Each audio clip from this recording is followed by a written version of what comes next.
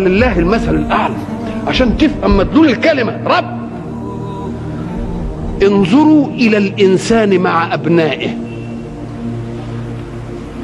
مع أنه لم يخلقهم هو بس السبب في الوجود، ويقعد قال يا رب فيهم، والأم تتحمل المشقات مش كده بطاقة الحنان، والأب يجوع ويشبعهم ويتعرى ويكسيهم. الله، دي ليه؟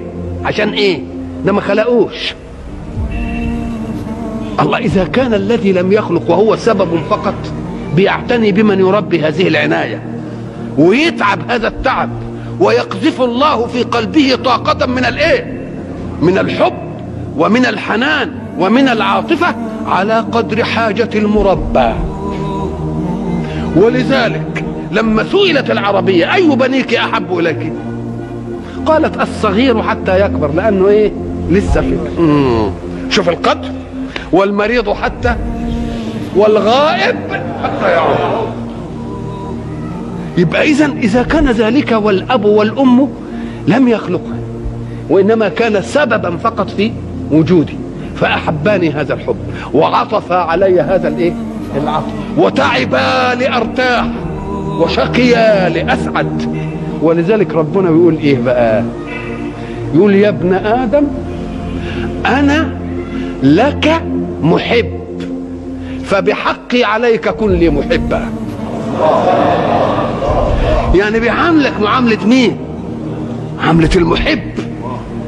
وبعد ذلك لا يتغير عليك بمجرد المعصية، ولكن يفتح إليك باب التوبة.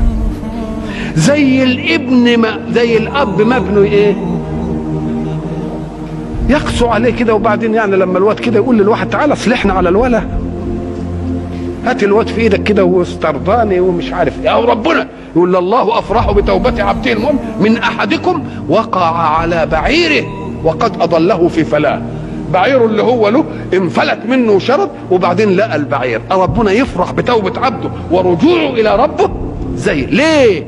لانه صنعته، لانه صنعته، وما دام صنعته وهو اللي خلقه. ولذلك انا قلت لكم مره ان الكون ضج من ابن ادم، لان الكون كله عابد، الكون كله مسبح، الكون كله ساجد، كله ماشي في نظام. المختل في الكون ايه؟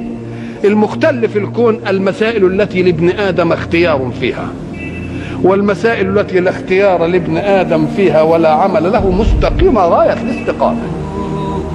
يبقى اختياره هو اللي ايه؟ هو اللي بيفسد الدنيا. فالكون كله بيؤدي مهمته. أنا قلت مرة، هل قالت الشمس مرة أنا لن أطلع اليوم على ابن آدم؟ هل الريح قالت أنا مش هحب وأجيب له هوا؟ هل الحمار لما جيت تركبه أو تشيلي له سباق قال لك لا انا مش شايله؟ مفيش حاجه سخرت لك وامتنعت ابدا، ذللت لك. امال ايه الحكايه؟ الخيبه جايه في اختيارك انت، واختيارك غير محروس بمنهج الله. لو انك اخذت اختيارك بمنهج الله لحرست هذا الاختيار من ان يضل او ايه؟ او ان يزل. يقوم الانسان الكون بقى زعلان من ابن ادم. انا قلت لكم ان السماء قالت ايه؟ يا رب اذن لي ان اسقط ايه؟ كسفا على ابن ادم فقد طعم خيرك ومنع شكرك. طيب والارض قالت لي يا رب اذن لي ان اخسف بابن ادم، طعم خيرك وايه؟ ومنع شكرك.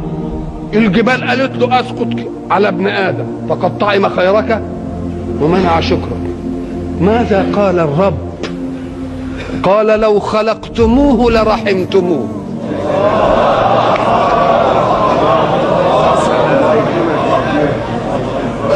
لو خلقتموه لرحمتموه.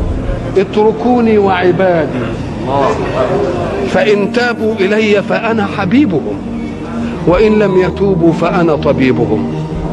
هذا هو الرب. يبقى المؤمن ساعتها يستقبله عن الله يعلم أن كل ما يستقبله عن الله حق.